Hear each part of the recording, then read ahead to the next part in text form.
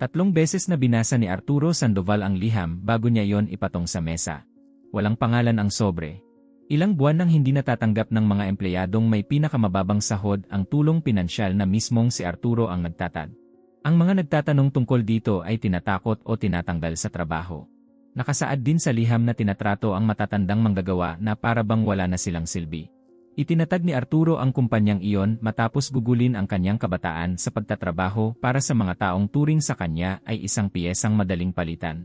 Nang lumago ang negosyo, nangako siyang walang sinumang nasa ilalim ng kanyang pamamahala ang pipili sa pagitan ng trabaho at sariling dignidad. Sa nakalipas na 2 taon, lumayo si Arturo sa araw-araw na pamamahala at ipinagkatiwala ang mga sangay sa isang grupo ng mga direktor. Ipinakita ng liham na baka napagkamalan niyang pagtitiwala ang matagal na pagkawala. Nang umagang iyon, tinawagan niya si Eduardo Manansala, abogado ng kumpanya at matagal na niyang kaibigan. Iminungkahi ni Eduardo ang agarang pag-audit, ngunit natakot si Arturo na kapag inanunsyo ang investigasyon, magkakaroon ng panahon ang mga responsable para magtago ng ebidensya. Gusto kong pumasok doon bilang isang taong walang kapangyarihan, paliwanag ni Arturo.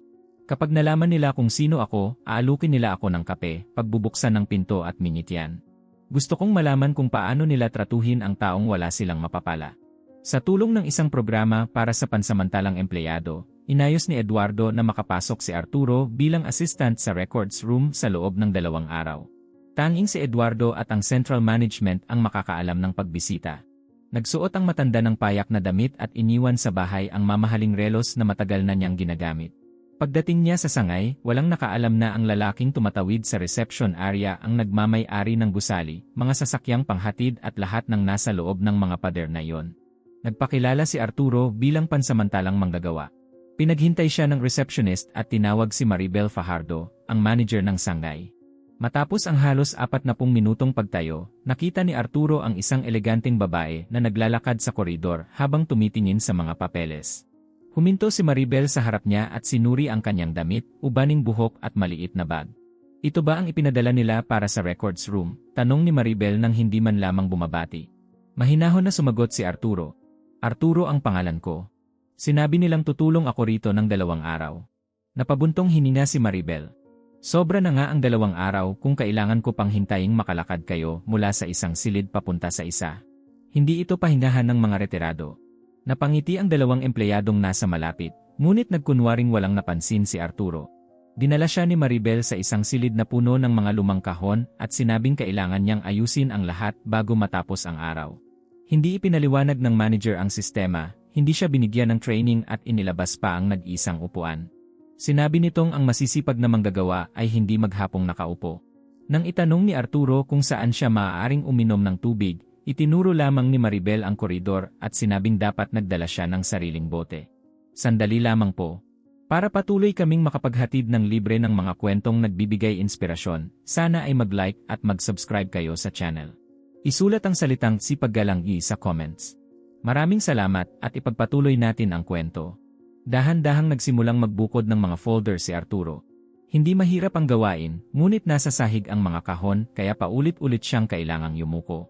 Makalipas ang ilang sandali, sumakit ang kanyang likod at napahawak siya sa pader. Noon pumasok si Lena Pascual na may dalang mga form nang makita niyang nahihirapang huminga ang matanda. Ipinatong niya sa mesa ang mga papeles at kumuha ng upuan mula sa koridor. Umupo muna kayo, Mang Arturo. Walang makapagtatrabaho ng maayos kapag masakit ang katawan, sabi ni Lena. Nagpasalamat si Arturo at nagtanong kung baka mapahamak siya dahil sa ginawa niya. Tumingin muna si Lena sa pinto bago sabihin posible, ngunit binigyan pa rin niya ng isang basong tubig ang matanda. Makalipas ang ilang minuto, dumating si Maribel at nadatnan si Arturo na nakaupo. Hinarap ng manager si Lena at humingi ng paliwanag. Dinalhan ko po siya ng upuan dahil kailangan niyang magpahinga ng ilang minuto, sagot ng dalaga. At kailan ka pa nagkaroon ng karapatang magpasya kung sino ang magtatrabaho at magpapahinga? Tanong ni Maribel. Kung gustong-gusto mong mag-alaga ng matanda, gawin mo iyan pagkatapos ng trabaho. Binabayaran ka rito para sumunod. Yumuko si Lena, ngunit hindi niya inalis ang upuan. Napansin ni Arturo na nanginginig ang mga kamay nito. Kailangan ni Lena ang trabahong iyon at hindi niya hinaharap si Maribel para lamang magmukhang matapang. Totoong nanganganib ang kanyang hanap buhay dahil tinulungan niya ang isang estranghero. Nang umalis ang manager, tinanong ni Arturo kung bakit niya yon ginawa. Ikinuwento ni Lena na kasama niya sa bahay si Nestor, ang kanyang retiradong ama. Itinuro raw nito sa kanya na hindi nawawala ang halaga ng isang tao kapag nagsisimula ng mga ilangan ng higit na pangangalaga ang katawan. Habang lumilipas ang umaga, napansin ni Arturo na magalang lamang si Maribel sa mga taong itinuturing nitong mahalaga. Si Paulo Alonzo, ang personnel coordinator, ay sumusunod sa lahat ng utos nito. Samantala, si Renato Guevara, ang administrative supervisor, ay naglilibot at isinusulat ang pangalan ng sinumang nakikipag-usap o lumalampas sa oras ng pahinga. Sa break, ibinahagi ni Lena kay Arturo ang bahagi ng pagkain dala niya. Inamin niyang wala siyang perang pambili ng isa pang pagkain sa araw na yon, ngunit iginiit pa rin niyang kumain ang matanda. Higit na naantig si Arturo sa munting kabutihang iyon kaysa sa anumang parangal na natanggap niya bilang negosyante. Habang kumakain sila, napansin niya ang isang abiso sa bulletin board. Sinasabi roon na naibigay na ng buo ang tulong pinansyal para sa mga empleyado at pinasasalamatan ang management sa maayos na pagpapatupad ng programa. Natanggap mo ba ang halagang ito? Tanong ni Arturo. Tumingin si Lena sa paligid bago sumagot ng mahina. Wala po sa amin ang nakatanggap. Kapag nagtatanong kami, sinasabi ni Paolo na kinansela raw ng central management ang benepisyo. Lumapit si Arturo sa abiso. Sa ibaba nito ay may kopya ng kanyang pirma na para bang siya ang pumayag na ihinto ang mga bayad. Kilala ng matanda ang bawat kurba ng sarili niyang pangalan, ngunit napansin din niya ang maliliit na pagkakaiba. Kinopya lamang ang pirmang iyon. Bago pa siya makapagtanong, dumating si Renato at inalis ang abiso sa bulletin board. Hindi kailangang magbasa ng internal memo ang isang temporary employee, sabi ng supervisor. Bumalik si Arturo sa records room nang hindi nakikipagtalo. Sa paningin ng lahat, isa lamang siyang pagod na matandang nagsisikap manatili sa 2 araw na trabaho. Ngunit sigurado na siyang totoo ang nilalaman ng liham. Ginamit ng isang tao ang kanyang pangalan para agawan ng karapatan ang mga manggagawang nangangailangan ng pera. Nagpasya si Arturo na bumalik kinabukasan at alamin kung hanggang saan kayang umabot ni na Maribel at ng mga kasabwat nito para protektahan ang kasinungalingan. Kinabukasan, dumating si Arturo bago magsimula ang trabaho. Natanggap na ni Eduardo ang larawan ng abiso at sinimulan ng suriin ang mga record. Hiniling ng abogado na umalis na siya sa sangay, ngunit gusto ni Arturo na malaman kung sino ang sumulat ng liham at kung ilan ang pinipilit na manahimik. Ilang minuto ang lumipas nang pumasok si Maribel sa records room. Nagpatong siya sa mesa ng 6 na kahong puno ng magkakahalong dokumento at sinabi kay Arturo na kailangang maayos ang lahat bago matapos ang araw. Karaniwang 3 tao ang gumagawa nito. Nang sabihin ng matanda na hindi niya kayang tapusin iyon ng mag-isa, ngumiti ang manager. Pumunta kayo rito para patunayang kaya pa ninyong magtrabaho, hindi ba?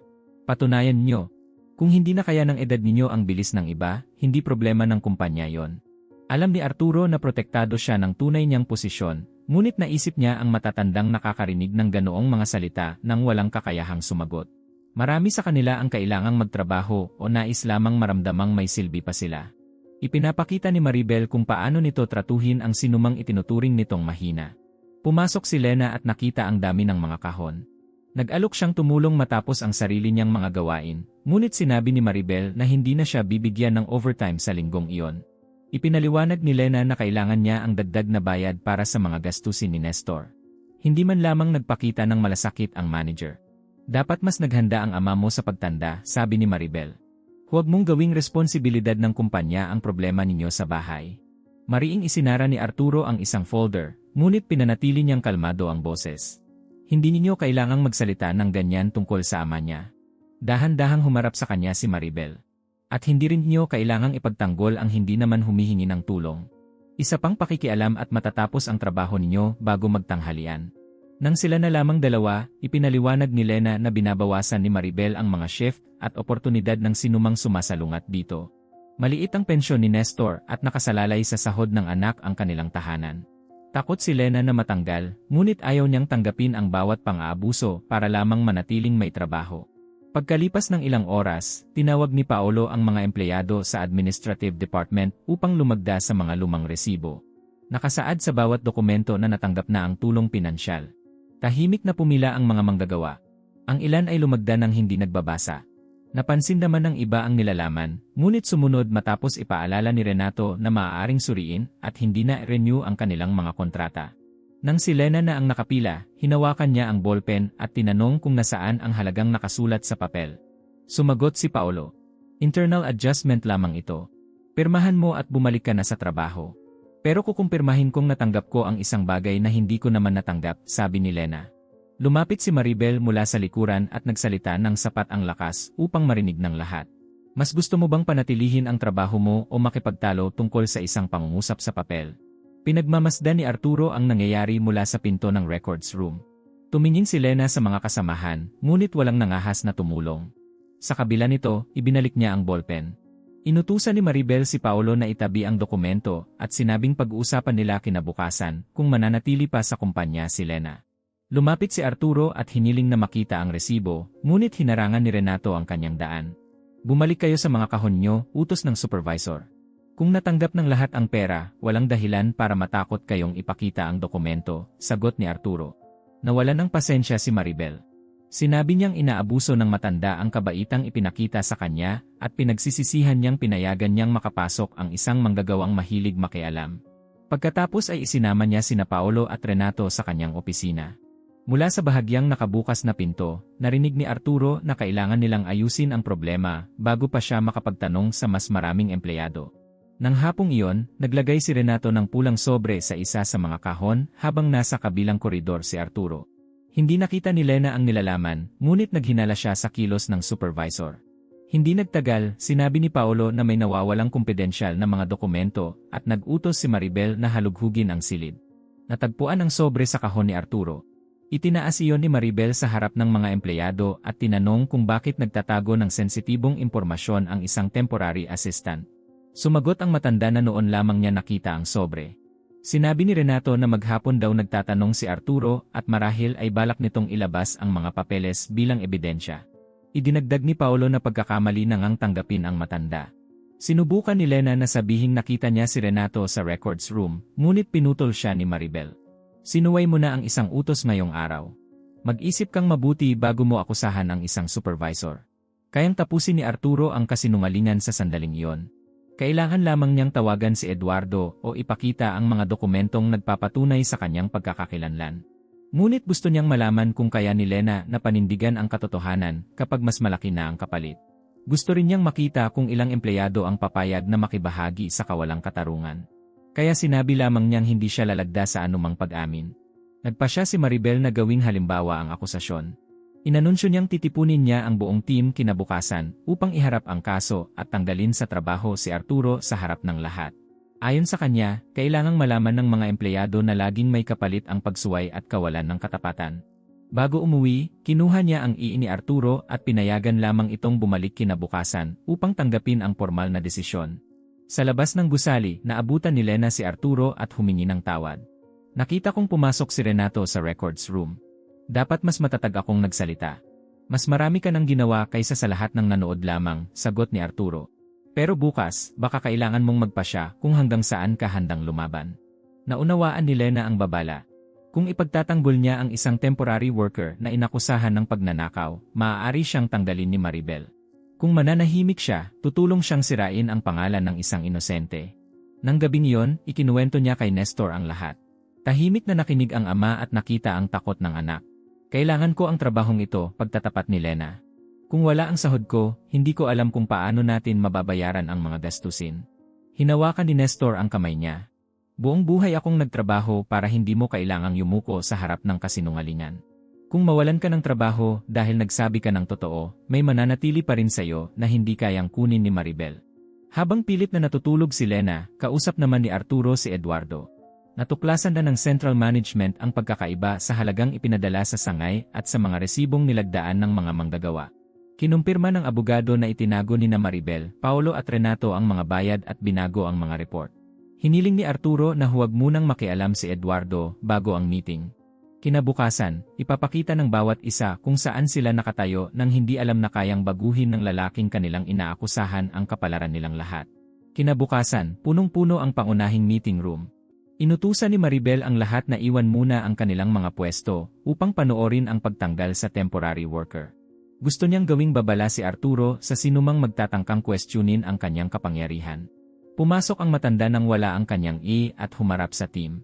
Nasa likuran si Lena at paulit-ulit na inaalala ang sinabi ng kanyang ama. Nagsimula si Maribel sa pagsasabing binigyan ng kumpanya ng pagkakataon ang isang taong mahirap nang makahanap ng trabaho dahil sa edad. Pagkatapos ay sinabi niyang sinuklian ni Arturo ang kabutihang iyon ng pagsuway at pagtatangkang magnakaw. Ipinakita niya ang sobreng natagpuan sa records room at hiniling kay Renato na kumpirmahin kung saan iyon nakita. Inulit ng supervisor ang napagkasunduang kwento. Sinabi naman ni Paolo na handa na ang lahat ng kailangang papeles para sa dismissal. Hinintay ni Arturo na matapos sila bago nagtanong. May kuha ba na nagpapakitang ako ang naglagay ng sobre sa kahon? Sumagot si Maribel na sapat na ang salita ng tatlong manager. Idinagdag pa niyang hindi maaaring ituring na mas mapagkakatiwalaan ang alaala ng isang lalaking kasing edad ni Arturo kaysa sa mga record ng kumpanya. Yumuko ang ilang empleyado. Tahimik lamang na nanood ang iba dahil natatakot sila ang susunod. Humakbang si Lena. Mahina ang kanyang boses sa simula, ngunit naging matatag habang nagsasalita. Nakita kong pumasok si Renato sa records room noong wala roon si Mang Arturo. May dala siya sa mga kamay niya. Sinabi ni Renato na tinitingnan lamang niya ang trabaho ng temporary worker. Sumagot si Lena na mabilis itong lumabas at wala namang sinuring kahit ano. Tinanong ni Maribel kung tinatawag ba niyang sinungaling ang isang supervisor. Sinasabi ko lamang kung ano ang nakita ko, sagot ni Lena. Lumapit sa kanya si Maribel at malamig na nagsalita. Kung ganoon, nakapili ka na. Paolo, ihanda mo rin ang dismissal papers ni Lena. Lalong bumigat ang katahimikan. Namutla si Lena, ngunit hindi niya binawi ang sinabi. Tinanong ni Arturo kung talagang tatanggalin ni Maribel ang isang empleyado dahil lamang sa pagtatanggol nito sa isang matanda. Sumagot ang manager na inaalis niya ang dalawang taong hindi marunong umunawa sa hierarchy. Ayon sa kanya, hindi lalago ang kumpanya kung patuloy nitong bubuhatin ang mga mabagal, walang utang na loob at ayaw sumunod. Huminga ng malalim si Arturo. Itinatag ang kumpanyang ito upang igalang ang mga manggagawa, hindi upang takutin sila. Alam ko iyon dahil ako ang nagtatag nito. Ilang segundo munang walang kumibo. Pagkatapos ay tumawa si Maribel. Sumabay si Paolo at tinanong ni Renato kung sasabihin din ba ng matanda na pag-ari niya ang lahat ng gusali ng grupo. Sumagot si Arturo na iyon mismo ang kanyang sinasabi. Nahuli kayong may ninakaw na mga dokumento at nayon ay nagpapanggap kayong may-ari, sabi ni Maribel. Dapat hindi kayo pinababayaang lumabas ng mag-isa ng pamilya niyo. Nagulat na tumingin si Lena kay Arturo. Hindi niya alam kung paniniwalaan ang revelasyon, ngunit ang katahimikan ng matanda ay malayo sa pagkalitong inilalarawan ni Maribel. Hiniling ni Arturo na tawagan ng manager ang central office at kumpirmahin ang pangalan niya. Pumayag si Maribel dahil inakala niyang matatapos ng tawag ang sinasabi nitong kahibangan. Tinawagan niya si Eduardo at inilagay sa speaker ang telepono. Hindi ipinaliwanag ni Maribel ang buong sitwasyon. Sinabi lamang niyang may temporary worker na nagngangalang Arturo Sandoval na nagpapanggap na may-ari ng kumpanya. Sandaling natahimik ang kabilang linya. Nasaan si Ginoong Arturo? Tanong ni Eduardo. Sumagot si Maribel na nasa harap niya ang matanda at ipapalabas na sa gusali. Huwag niyong hayaang may humawak sa kanya, babala ng abogado. Si Arturo Sandoval ang founder, may-ari at chairman ng kumpanya. Papunta na ako riyan kasama ang mga direktor at ang mga dokumento ng audit. Nawala ang kulay sa mukha ni Maribel. Lumapit si Paolo sa telepono at nagtanong kung biro ba yon. Inulit ni Eduardo ang kumpirmasyon at ibinaba ang tawag. Nagsimulang magbulungan ang mga empleyado. Kilala ng ilan ang pangalan ng founder, ngunit hindi pa nila nakita ang kasalukuyang mukha nito. Naalala naman ng iba na palaging sinasabi ni Maribel na suportado ng central management ang lahat ng kanyang desisyon. Kahit nakumpirma na ang pagkakakilanlan ni Arturo, sinubukan pa ring bawiin ni Maribel ang kontrol. Sinabi niyang maaaring sinuman ang sumagot sa tawag at magpanggap na abogado.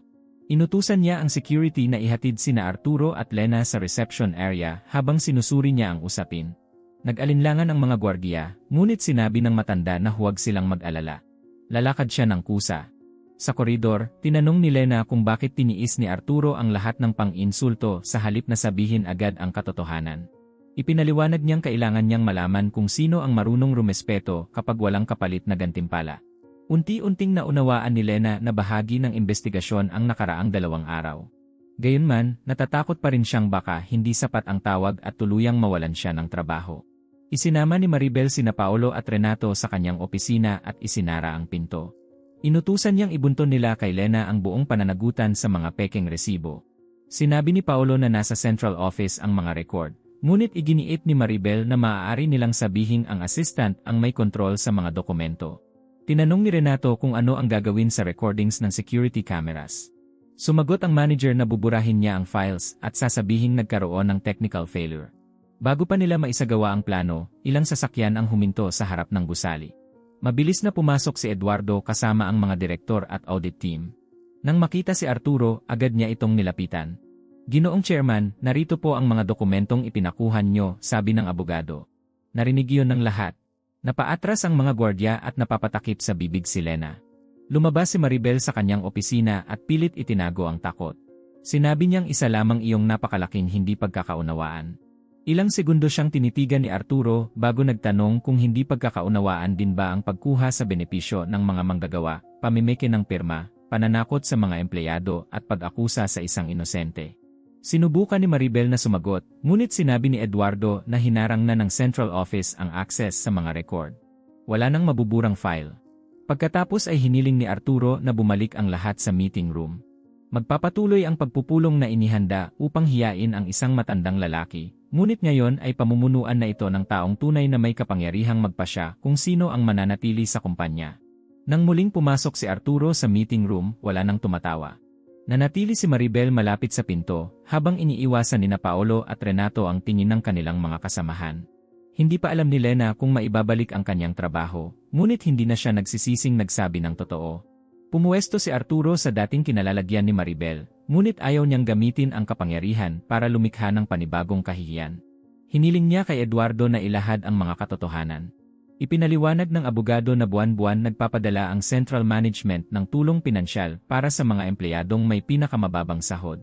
Sinasabi ng mga report ng sangay na naibigay na ang pera, ngunit ipinakita ng mga account na nananatili iyon sa kontrol ng local management.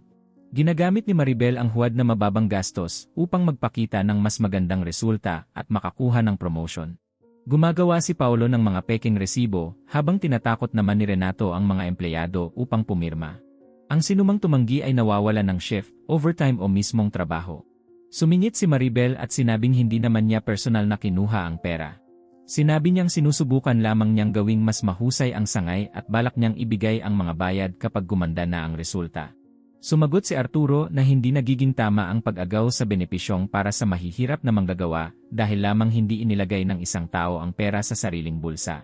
Ginamit mo ang pangangailangan ng mga taong ito bilang hagdan para makakuha ng mas mataas na posisyon, sabi ni Arturo. Hindi iyon kahusayan. Pang-aabuso iyon sa tiwala. Humakbang si Paolo at sinabing sumusunod lamang siya sa mga utos. Inilapag ni Eduardo sa mesa ang mga mensaheng nagtuturo si Paolo kay Renato kung paano tatakutin ang mga ayaw pumirma. Sinubukan ng coordinator na ipaliwanag na natatakot din siyang mawalan ng trabaho. Tumingin si Arturo kay Lena bago sumagot. Lahat ng naririto ay natakot. Ang kaibahan, ginamit ng ilan ang takot upang saktan ang kapwa, samantalang isinugal ni Lena ang sariling sahod para sabihin ang katotohanan.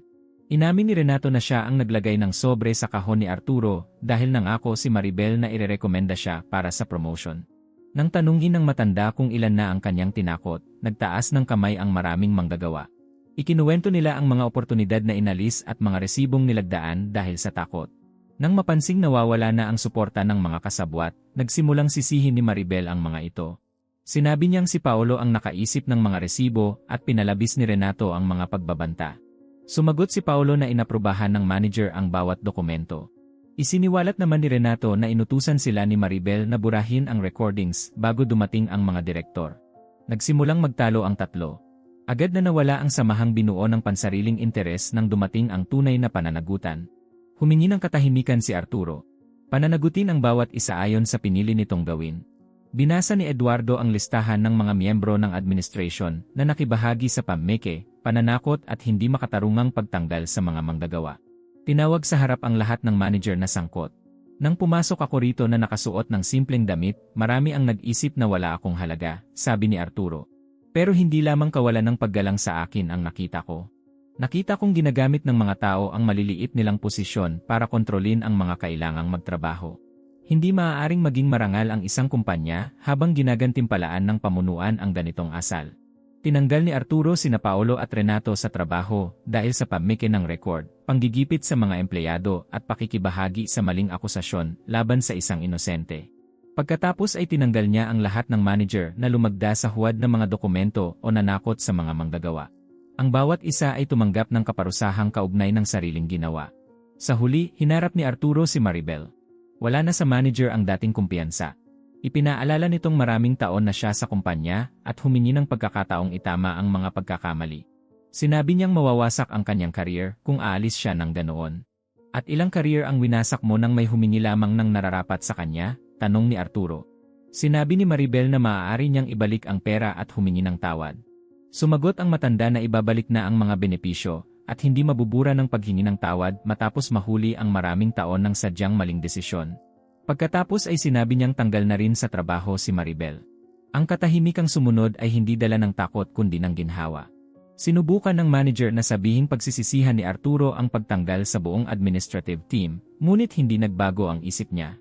Mas pipiliin kong buuin muli ang departamentong ito kasama ang mga taong kulang sa karanasan, ngunit tapat, kaysa panatilihin itong tumatakbo sa ilalim ng mga leader na nawalan ng paggalang sa kapwa. Isinauli ni Maribel ang kanyang Bago umalis, tiningnan niya si Lena at sinabing hindi handa ang dalaga sa mga resulta ng ginawa nito. Sumagot si Arturo na hindi si Lena ang dahilan ng mga dismissal. Ang bawat sangkot ang gumawa niyon sa sandaling pinili nilang makibahagi sa kasinungalingan. Lumabas si Maribel kasama si Eduardo upang maayos ang mga kinakailangang proseso. Nang magsara ang pinto, humingi ng tawad ang ilang manggagawa kay Arturo dahil nanatili silang tahimik. Kinilala ng matanda na lumikha si Maribel ng kapaligirang tila katumbas ng pagkawala ng trabaho ang anumang pagtutol. Ngunit sinabi niyang hindi maaaring manatiling dahilan ang takot upang hayaang magpatuloy ang pang-aabuso. Pagkatapos ay tinawag ni Arturo si Lena. Lumapit siya na ang inaasahan lamang ay kumpirmasyong ibabalik ang kanyang trabaho. Isinauli ng matanda ang at formal na kinansela ang dismissal. Sinabi rin niyang ibibigay ang lahat ng hindi natanggap na benepisyo at hahanapin ang mga taong hindi makatarungang tinanggal ng dating management. Hindi kita maaaring gawing manager dahil lamang gumawa ka ng isang tamang bagay, paliwanag ni Arturo. Pero masisiguro kung hindi mawawalan ng halaga ang tapang mo. Kailangan ko ng taong nakakaalam sa problema ng lugar na ito at handang makinig sa mga hindi kailanman pinakinggan. Sinabi ni Lena na handa siyang tumulong, ngunit inamin niyang wala siyang sapat na karanasan para mamuno ng isang department. Sumagot si Arturo na walang pipiliting humawak ng posisyong hindi pa nito kayang gampanan. Sa mga susunod na buwan, sasailalim siya sa training at direktang makikipagtulungan sa team mula sa central office. Ang una niyang tungkulin ay pakinggan ang mga empleyado at itala ang bawat benepisyong ipinagkait. Bumalik si Eduardo na may dalang nakatiklop na papel. Iyon ang anonymous letter na nagsimula sa investigasyon. Tinanong ni Arturo sa harap ng lahat kung sino ang sumulat. Walang sumagot agad. Pagkatapos ay nagtaas ng kamay si Lena. Ako po, pagtatapat niya.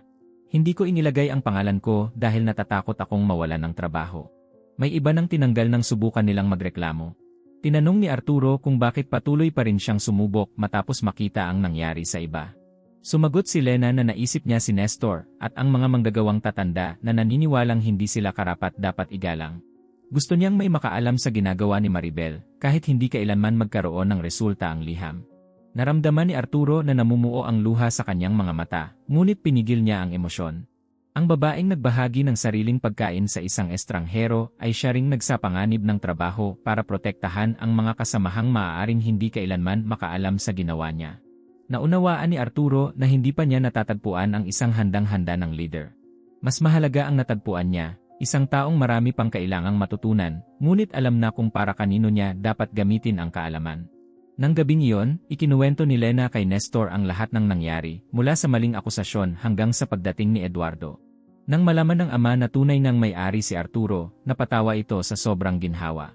Ibig sabihin, hindi pala niya gaanong kailangan ang tulong mo gaya ng akala natin, sabi ni Nestor. Umiling si Lena. May pera at kapangyarihan siya, pero walang nakakaalam noon. Kung hindi ko siya ipinagtanggol, malalaman niyang pareho lang ako sa mga nanahimik. Sumagot si Nestor na naging mahalaga ang tulong dahil wala siyang hinihintay na gantimpala. Ipinaliwanag ni Lena na ibinalik ang kanyang trabaho at bibigyan siya ng training. Kailangan niyang mag-aral, matuto ng bagong responsibilidad at makuha ang tiwala ng mga kasamahan, ngunit maaari na siyang umunlad ng hindi nananakit ng iba.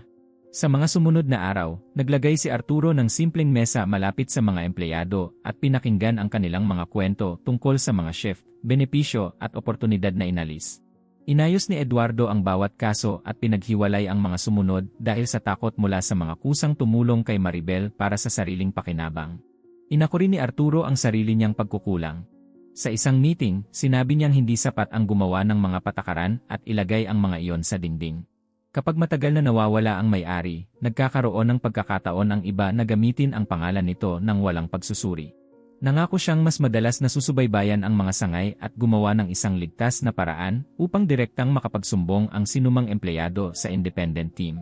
Nagsimula ang training ni Lena ng sumunod na linggo. Sa simula, nahihirapan siyang mamuno sa meeting at ayusin ang napakaraming kahilingan. Ipinaliwanag ni Arturo na ang pagiging leader ay hindi nasusukat sa lakas ng boses o sa pagpapanggap na alam ang lahat. Kayang aminin ng isang mabuting leader na may kailangan pa siyang matutunan, sabi ni Arturo. Hindi nagkamali si Maribel dahil hindi niya alam ang lahat ng sagot. Nagkamali siya dahil naniwala siyang walang karapatang magtanong ang mga taong nasa ilalim niya. Sa tulong ni Arturo, natutunan ni Lena na magplano ng schedule at lutasin ang mga alitan.